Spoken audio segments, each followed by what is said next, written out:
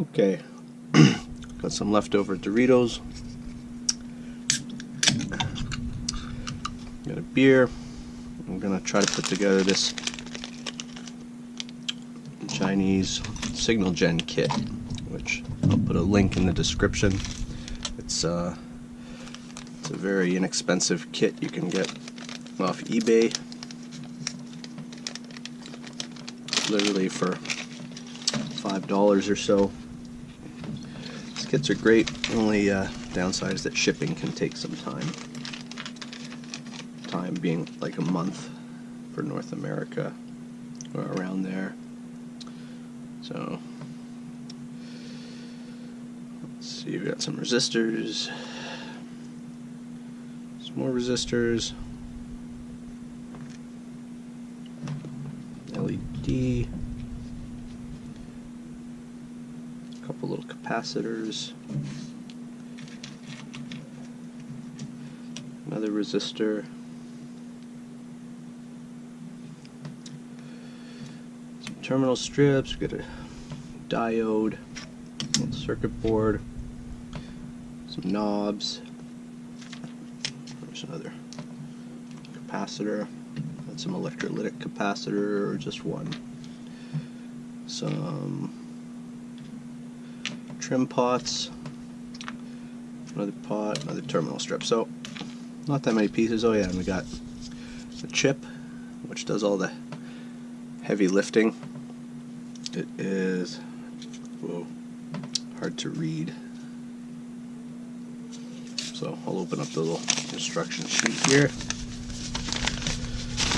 and I'm going to assume that it's the ICL 8038 chip, which does all of the hard work in this circuit.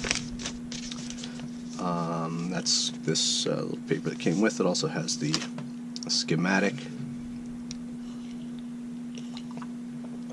and I've got a little speaker in preparation. I got my bench power supply, just off camera. So let's get going. Alright, so put this board in our little circuit board vise here, which is a great little tool, very inexpensive as well. You can get these off of Amazon for like $10. I'll put a link in the description. Okay, so what do we got here? We got some 10K resistors, 233 10K. So how many 10Ks do we have? Find something to point with. Chopstick here. It's not the most accurate. So 33s. We have 1, 2, 3, 4 33s. Which I don't even know if this is two-sided. I guess I'll check. It is not two-sided. So we should see all of the resistors here. 33s, 33K, 33K, 33K, 33K. I'm only counting 4, but these, I don't think that's 33K, but I'll check. I got a little cheat sheet here with resistor values. You can get these in PDFs. Happen to find this faster sometimes, obviously faster than memorizing for some people. Orange, orange, orange for 33K, so that doesn't make a lot of sense. So wait, are these the orange, orange, orange? They are the orange, orange, orange, but we got 5 of them rather than 4, so I don't know if that's a mistake. Whether we have an extra here, but let's start with that. So, do I have my tools? So for bending resistor leads, I've got these nice flat needle nose. They work great. So let's try. You get nice clean bends. I've tried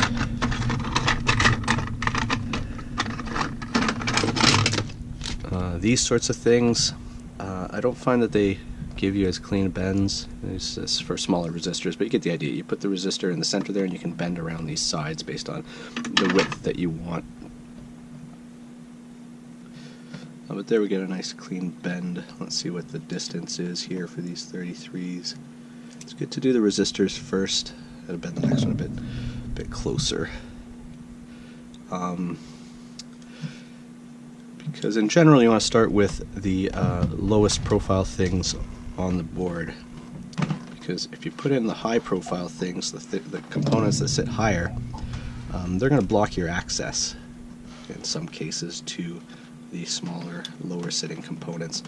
So once I've seated a component, a resistor or a capacitor, usually I'll flare out the bottom so that it kind of holds it in place.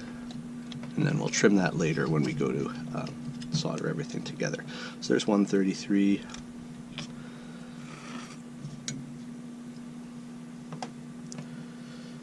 It's always nice to try to align the resistors the same way. Obviously not necessary, and I don't always do it, or I don't always remember to do it. Sometimes it's hard to see even. Odd, these ones look like they have almost an extra line on them. I'm not entirely sure if they do or don't, but there's only so many resistors in this kit, so I'm pretty confident that these are the 33s, or what's intended to be used as the 33s if they're not quite 33s.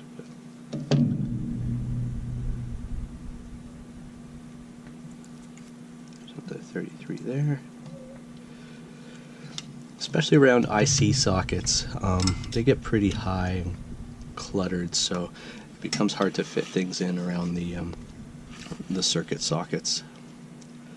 So I'm not seeing another 33 on here, but maybe we'll run into it later. So it looks like we might have one extra, which is fine. That's a couple cents of value added to our toolbox.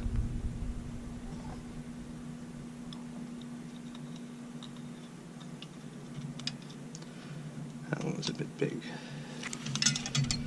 Bent a bit wide, I mean. Okay. So there we go. We got 433s. So now these ones look familiar. I'm going to guess that those are 10Ks. And this one is a red, black, brown. So if I was to guess, I would say that's the 200. But let's see on our sheet. Red, black. Well, let's just look up 200. 200 ohm.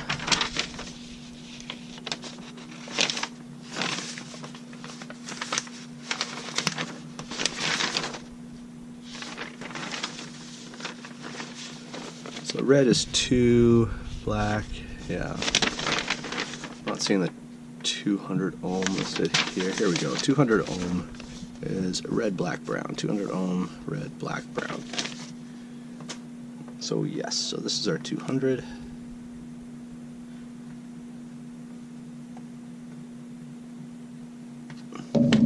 It's always better to check. We could test these components, but to be honest, my multimeter is not at hand. Upstairs from another household project, so there we go. Now we'll do our 10Ks.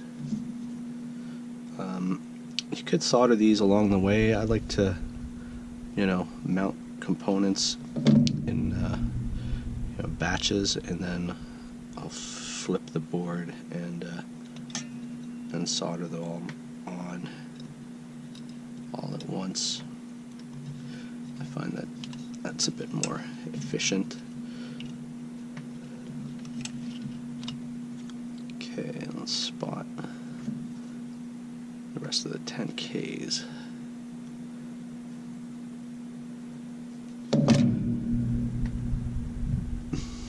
R3, I don't know, are all of them marked R6? I guess they are.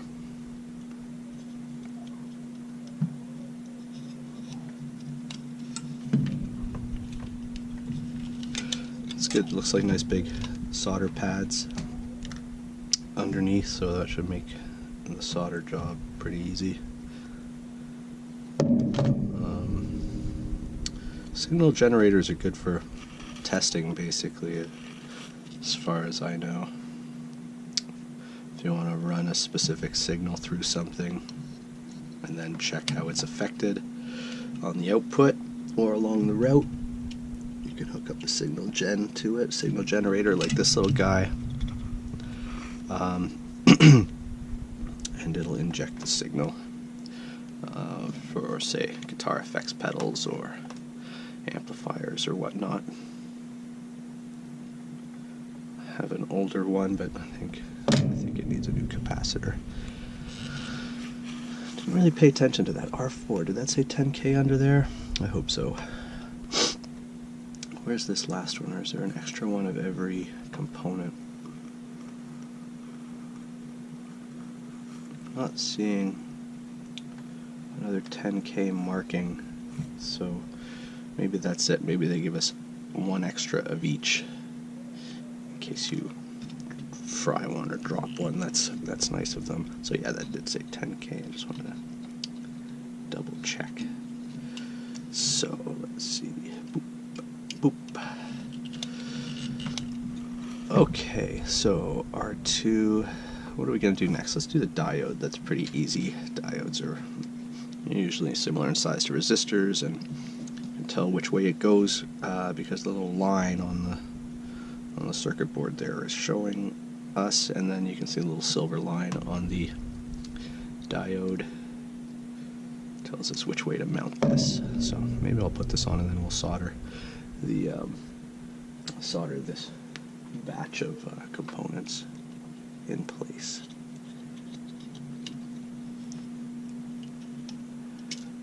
Flare it out just like the rest. So now we got this bunch of leads and we can get in there and start soldering.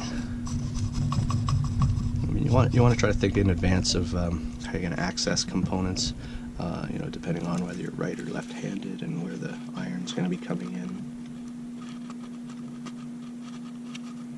You know, again, you don't want to make it hard on yourself by soldering yourself into a corner, so to speak.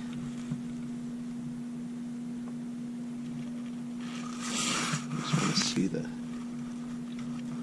solder flow nicely onto both the lead and the pad. That's a bit too much there. That's fine, it's not a big deal.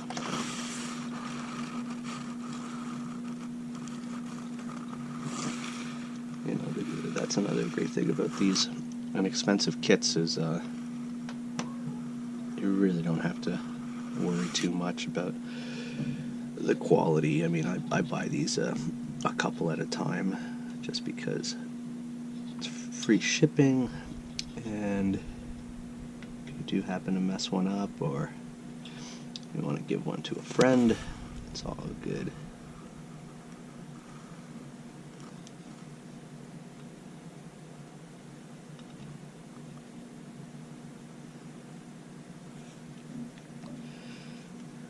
Okay, we're getting there here.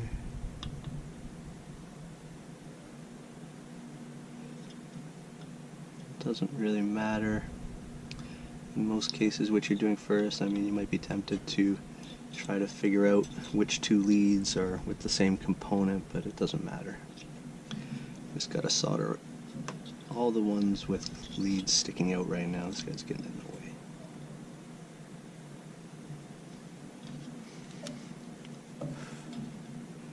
Yeah, in general, I am putting a little too much on here, but not a big deal in this application.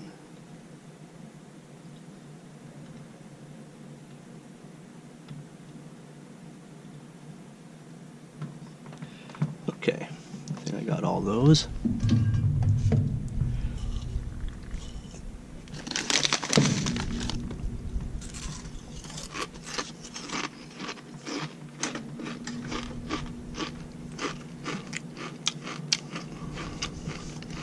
Now, keep things clean. You want to get some of these lead cutters, or sorry, flush flush cutters. These are kind of beat up because I made the mistake of trying to cut some guitar strings for another project, and they really ate away at these. I have another pair, but they're somewhere else right now. They still seem to work pretty good. But these are pretty inexpensive and very useful. So, I mean, you can cut these, depends how comfortable you are with, or how confident you are that everything's in its right spot, because if you cut too short, it's going to be difficult to desolder these and mount them somewhere else if you have to move a component, because you just won't have as much lead length to work with. And it also depends how tightly packed the circuit board is. This one's relatively spacious, so I could be leaving more than I am, and I might on other things, but I'm pretty confident that these resistors are all in the right spots, and then we won't have to mess with these again.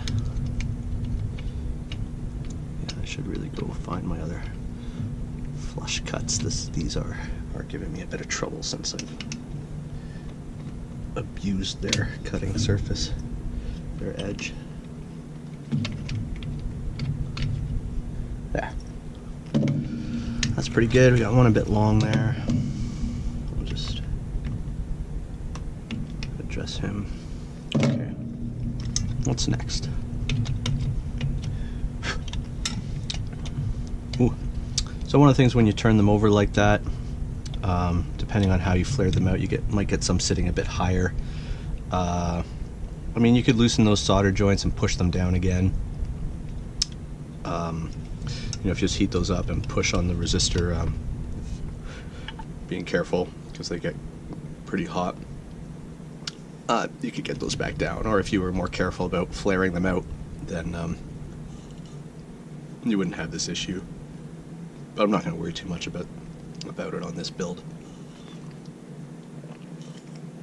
So we've got some terminal dealies here, screw down terminals. Not much else around there that they're going to get in the way of if I mount them now.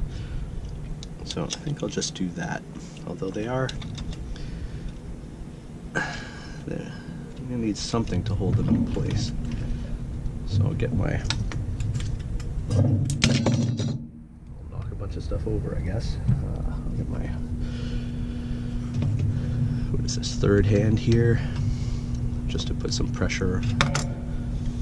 Wow, okay. I didn't tighten the vise very much because there's some things kind of close to the edges of this board, and when the vise kind of covers them. So I'll just push that, put a little pressure on it so I can get one of the solder joints in. Though it doesn't really want to sit exactly where I want it to. That's pretty good. And then when I get one of the solder joints on, I can flip it over and do the other two.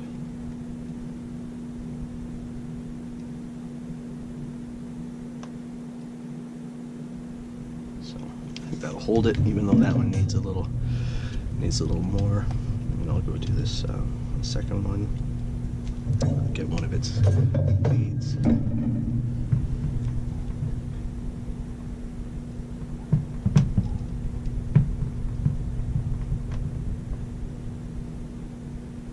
Okay.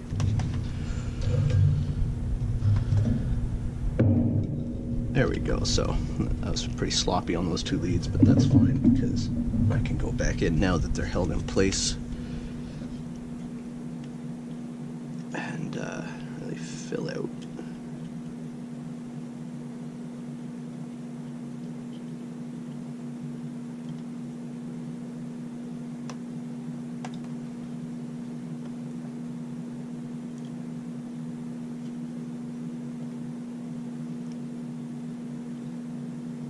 these kits don't always come with the connections that you're going to want for these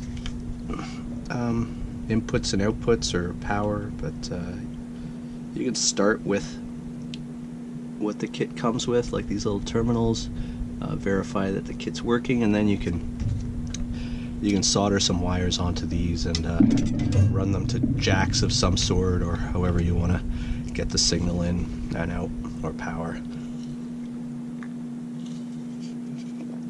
Okay, VR4 is 100K. Should I do those next? I guess I should do these little capacitors. That's our LED. So see, this capacitor C1 looks like our electrolytic. All right. So that means that these ones are going to be these tiny little guys here. Ooh! I found. No, okay. I thought 100K maybe was another resistor, but it's not. So C, there's another C. Thankfully, this. Should I check these? I think they're all the same. That's 102. Well, they are not. 103.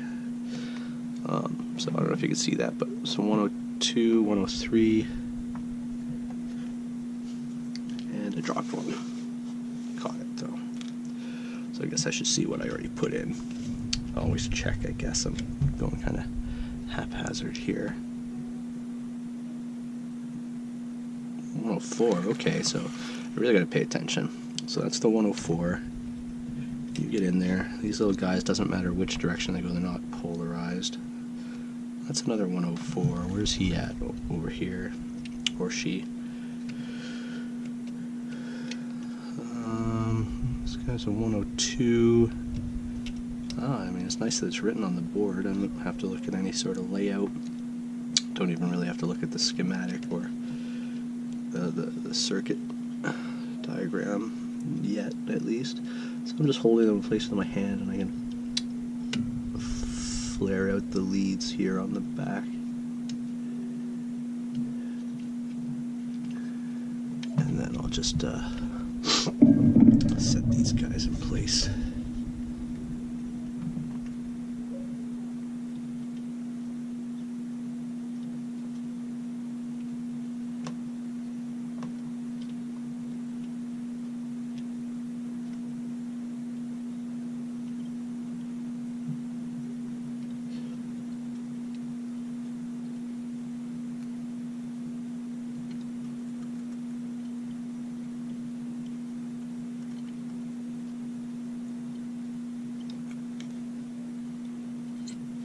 A little too much on that one. But again, I'm not going to worry. What I am getting annoyed with is that I'm using these damaged cutters, but I'm not going to bother looking for.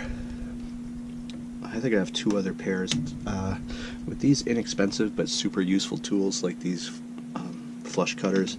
It's always good to have. I find it's always good to have at least two. Things get misplaced. They get, they get lost under bags of Doritos and borrowed and that sort of thing. And some tools you don't want to get caught without, because it just makes things a lot more difficult. Difficult is not what we need. Okay. What do we got here now? VR2 5K, so little switch, I didn't even notice that. Unless he goes over there. LED. So we got our LED here. Maybe we'll put that in. It's pretty low. So your long lead on your LED is the positive. So you can see a little plus there. We'll just pop that in. I like raising the LED off the board a bit. It fell down, but when I flip it over, that'll fall back into the place where we want it.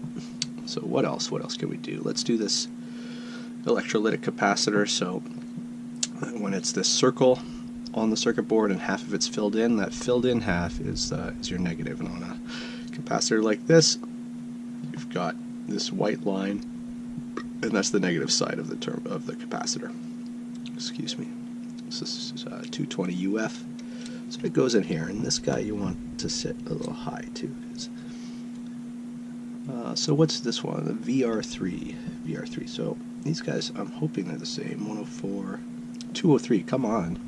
Well, at least it's marked. These are really easy to put in. Usually they just kind of snap in because their legs are bent in a way. So VR4 is 100. Is that this guy? 100K. Why does this one say 103 and the other one doesn't say 104? But it is the last one, so I'm going to pop him in, or her, and we'll solder all this in place.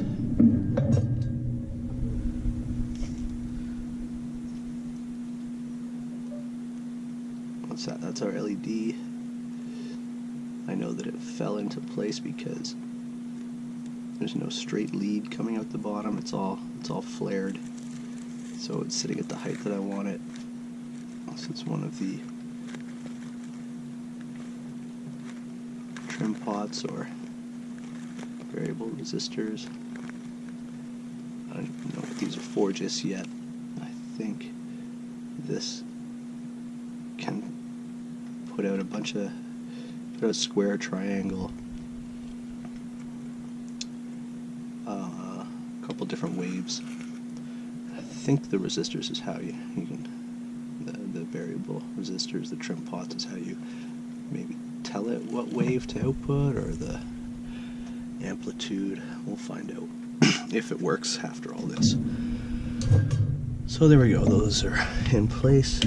I got a little jar, not a jar, I got a little, probably used to be a pill bottle of some sort. Now I use it to dump trimmed leads in, because you can use them as jumpers on other circuit boards, or anytime you need a little bit of wire to do something. It's a bit long, but it's fine. You don't have to trim the trim pots because they're pretty short already. Okay, so I've kind of got the sides populated. What's this guy? This guy is here, but I don't know which way he goes. I'm not sure about that, or that it matters. W502, R4, SW, was that S1? So the switch is, pretty sure the switch is over there. 5K, VR1. Oh, no, this is the, no, what's going on here? So this is the switch, switch 1. So switch 1 won't matter.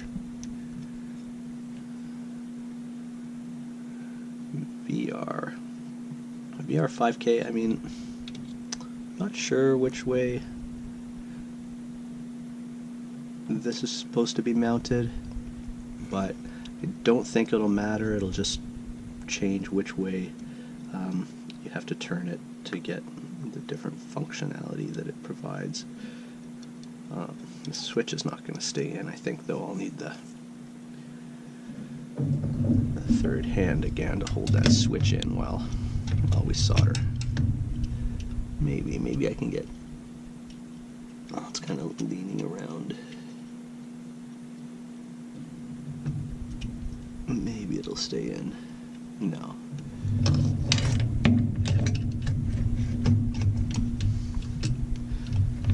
It's going to be a bit tricky. It doesn't want to set up in the right spot. But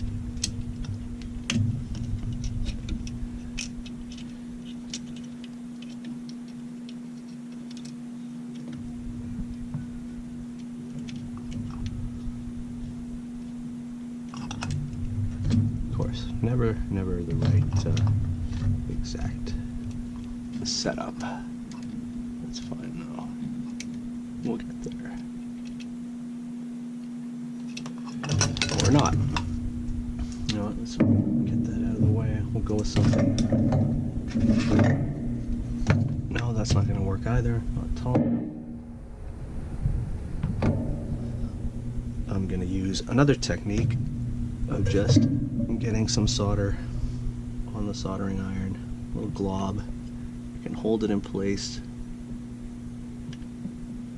while I glob this solder on. And that'll hold it. Yeah, well, you really do need a third hand sometimes. I don't know if these are grounds or just mounts. These leads on the side, but we'll solder them anyways because there's solder pads for them. Ooh, that's a bit too much, but again, no big deal. Okay. So our switch is on. What else do? We got our trim pot.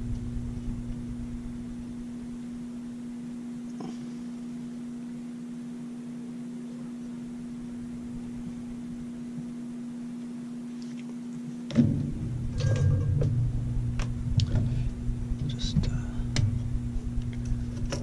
trim our trim pot leads.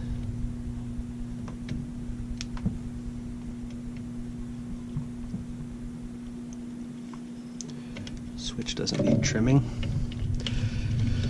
Okay. So, there's not much left here. We've got... Phew. Okay, that's a bit odd. How is that supposed to mount? Ah, okay, so I did do this wrong. This is supposed to be right beside it in the 5K, and this big guy is supposed to be on the end. So we're gonna have to pop this one off, which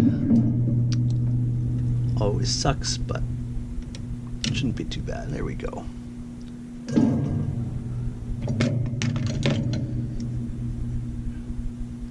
You know, could have checked all that in advance, been a little more careful, but no big deal.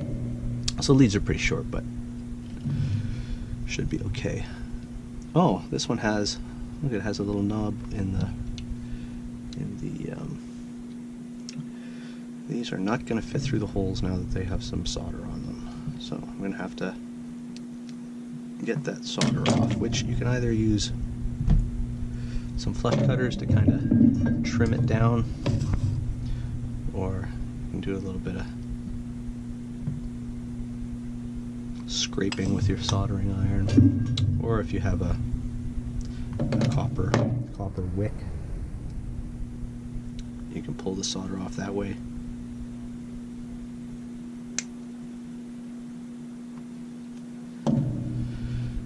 That should do it. Kind of odd though, it says, you know, that the knob's in the wrong corner no matter how I mount this, but I'm going to go ahead and assume that, unless there's a dot. No, there's no dot. I'm going to assume that it's just saying it should be at that end.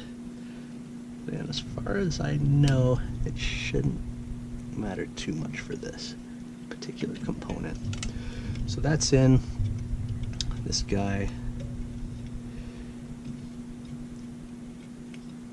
goes here now. It's a little tricky to pop into place. Oh, because I've got solder in there. That would explain it. So we'll just soften that up. There we go. So, into the end here.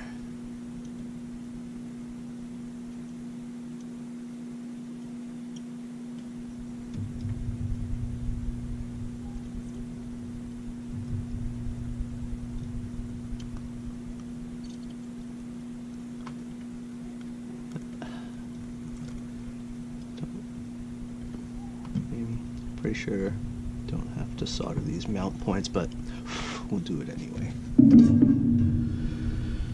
Alright, all that's left, I think, is our IC.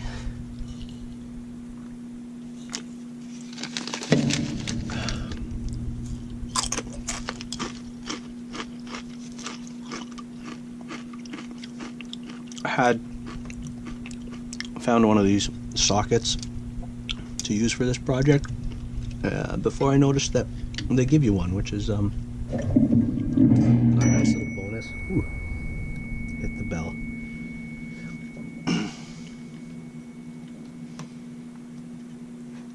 I'll use the same little trick that I used for that other component. We'll just get a little dollop on here to hold the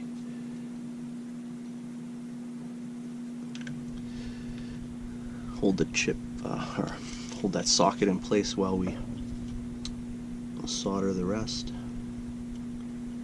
So, I mean, if there's height allowance, you generally, well, I guess, and cost allowance, if it's that's too much, but it's not touching, so I'm just gonna leave it. I might actually, let's try to get some off of there. Sometimes you can pull some off with your soldering iron just a little bit by heating it and kind of, you know, pulling away. It scrapes a bit off. You know, you always want to use a socket with ICs. You know, mistakes happen. You know, I may have already made a mistake here by switching those pots, and those mistakes can fry your circuit, your integrated circuit, your IC, and it's a real pain to desolder those. Much easier to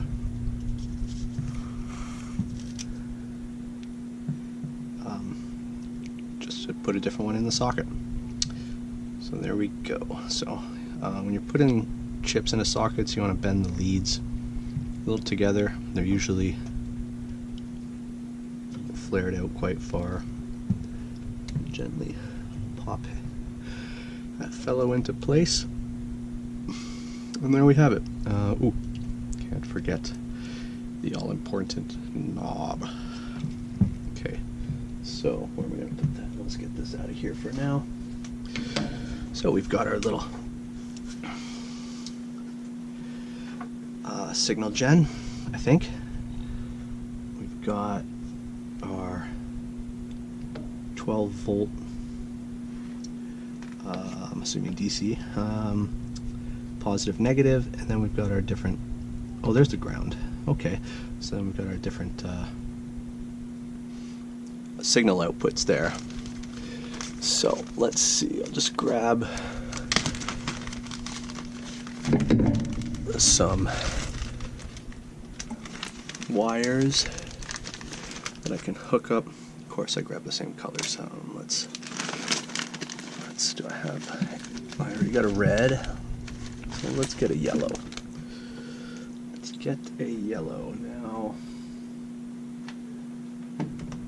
I'm not seeing my wire strippers around. Not my good ones, at least. Actually, not my bad ones either. So, looks like we're not going to be stripping those the proper way. So you can strip wires with anything really. Oh, that one's done. Oh, I don't even have to. I thought I had to there. It'll just be a little different length. These are already stripped. So I got a little speaker here I thought I'd use for this. It even has a plus and minus on it. So we'll do, let's trim these a little bit.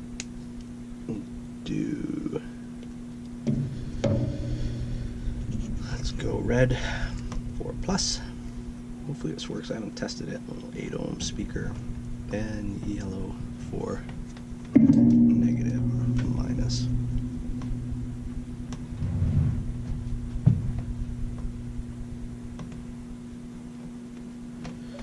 Just solder those quickly in place. I mean, I could just hook up the outputs to my oscilloscope. Maybe we'll do that after, but for now, let's try it this way. So let's get our little extra resistors out of the way, and we need a little screwdriver. Thankfully, I have that sort of thing. Kicking around, is that going to work? That should work.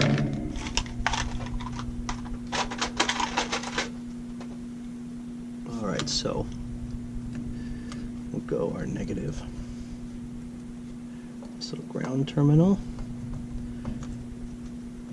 Did that go in proper? It would not seem so.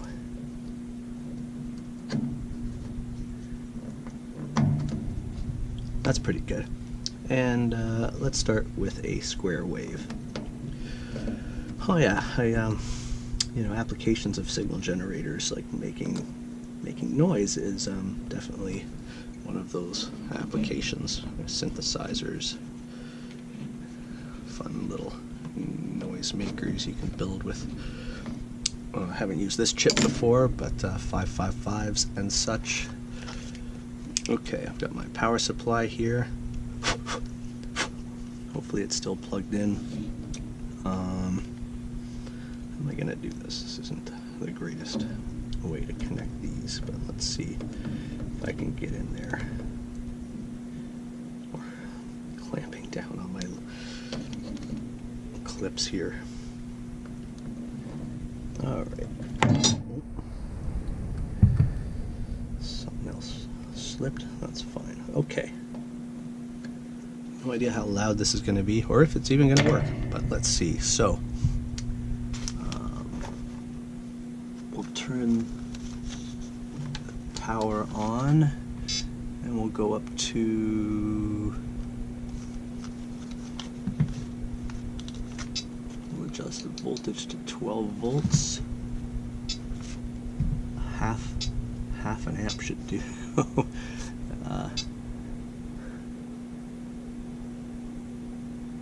And I don't know whether the switch is on or off. I should find a flathead screwdriver too, so we can adjust these trim pots as we're going.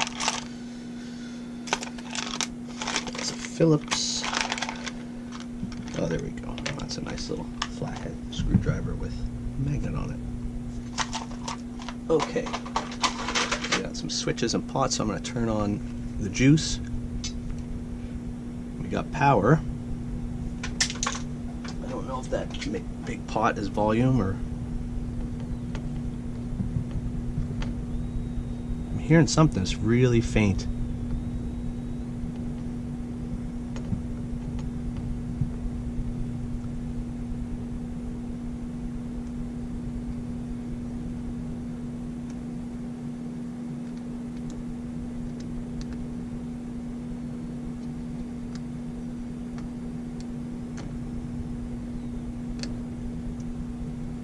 Really faint, so I'm going to try a smaller speaker. Let's turn off the juice. And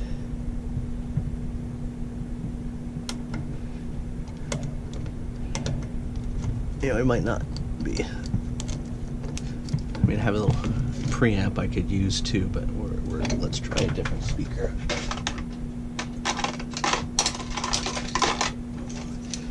Pile. We'll try a little tiny kind of buzzer-like speaker. Little plastic speaker. Well, it has 4 terminals on it. I don't know what that's all about. But let's grab some more. Some more wire here.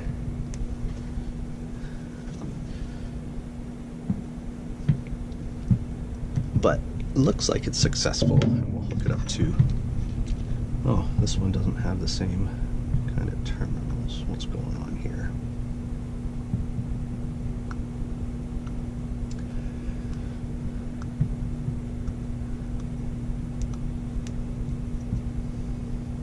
Let me grab it.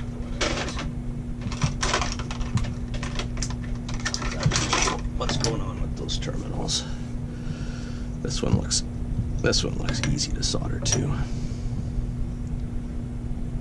Hopefully, I don't know which of these is positive or negative or any of that jazz, but we'll find out if it works. Sometimes it doesn't matter on speakers.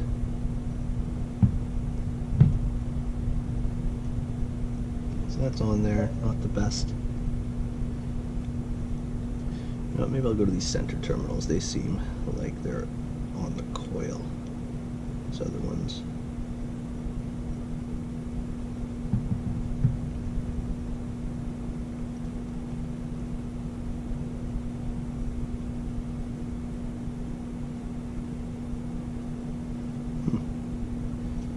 Whatever the solder is, doesn't seem to want to melt very well.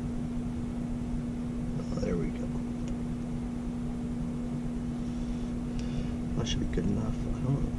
We'll go to the center here, which looks like these are the two ends of the coil. What I can see underneath. Okay. So now, just because of the colors, we will go red. Oh, I lost one of our power connections.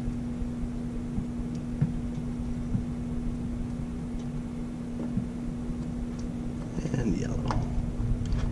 I'll just go back and pop this guy in.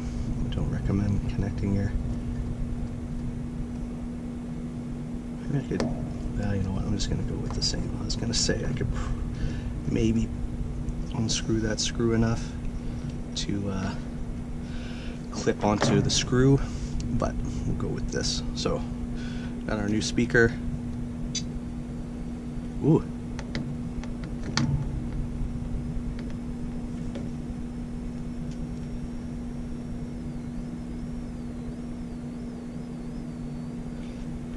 A little louder. I don't know what that switch does. I don't know what any of the switches do really, or the pots, but let's mess with them.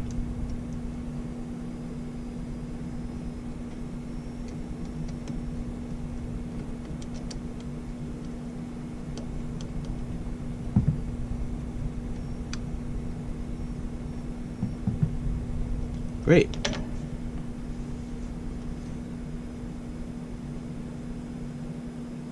Okay, so we've got kind of making noise, although it's really quiet. So next we're going to check it on the oscilloscope. So I've got my head mounted. I've got the GoPro head mounted now to test this. Got my oscilloscope over here.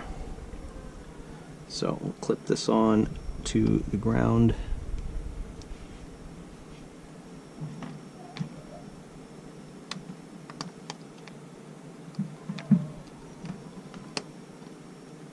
And test things out. Is that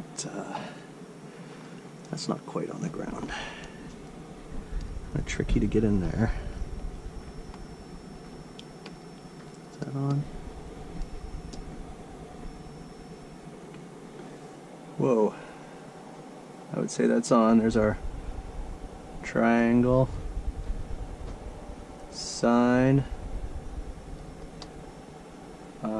What is that? Oh, that's power. There we go. Sign, triangle. I guess this is a square wave. I don't see it though, so I'm not sure what's going on there. Maybe because we've got the speaker plugged in, or let's try some of our pot adjustments. So there you have it, a fun little... Did I lose my... No, we still have the triangle. Some adjustments. Why is our square wave not working? You know what, I'm gonna unscrew the speaker just for a second here so that it's not interfering with anything, although I didn't think that it should. Oh, there we go. So there's our square wave.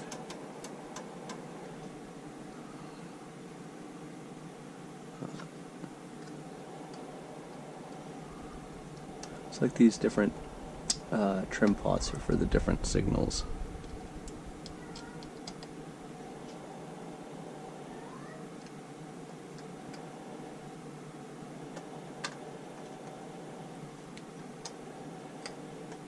Well, that's about it, folks.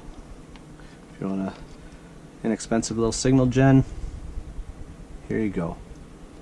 I'll put all the links to everything in the description, and cheers.